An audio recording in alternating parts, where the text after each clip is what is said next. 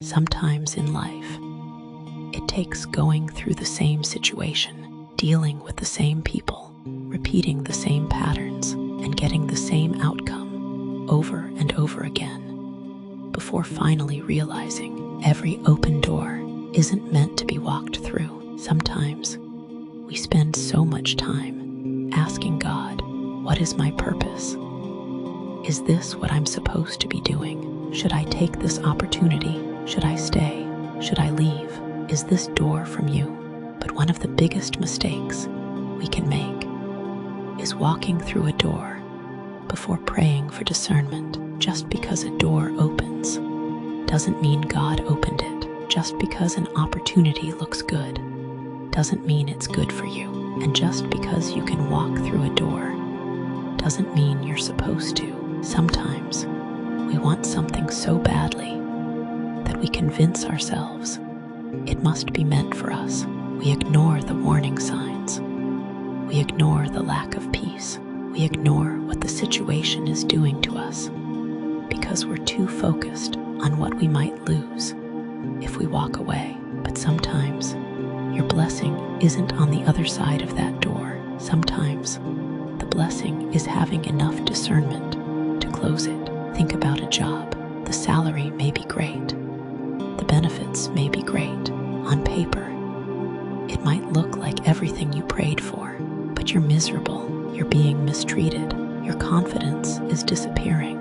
You're constantly stressed. You're losing sleep. Your body is responding to the pressure.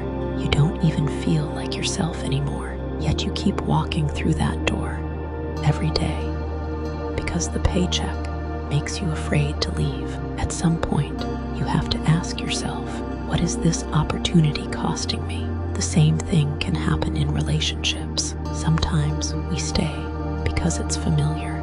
We stay because years have already been invested. We stay for the children. We stay because starting over sounds terrifying. Meanwhile, you can't remember the last time you were genuinely happy. You don't remember the last time you smiled and actually meant it. You've spent so much time trying to keep the relationship alive that somewhere along the way you lost yourself. Sometimes closing that door and deciding not to keep reopening it can change your entire life. But that's the difficult part. We keep reopening doors that God may be trying to close. We go back. We try one more time. We give another chance. We convince ourselves that maybe this time will be different. Then we find ourselves dealing with the same people, the same patterns, the same pain, and the same outcome. Eventually, you have to recognize the cycle. You've been through enough. You've bent until you almost broke enough.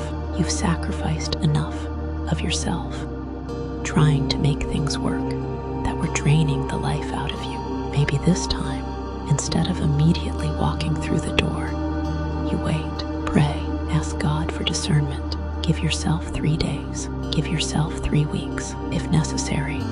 Give yourself 3 months. You don't have to make every decision immediately, just because an opportunity is standing in front of you. Sometimes, God does some of His greatest work in the waiting. Walking through a door that isn't meant for you can cost you months or even years that you didn't have to lose. That doesn't mean God can't redeem the time. He can, but wisdom teaches us that we don't have to keep repeating the same lesson just because God brought us through it the last time. God has kept you through every season you've already survived, and maybe the next level of your life isn't about proving that you can survive another bad situation. Maybe it's about finally having the discernment not to enter one. So before you walk through that next door, stop, pray, pay attention to your peace, pay attention to the warning signs, pay attention to what God may already be showing you,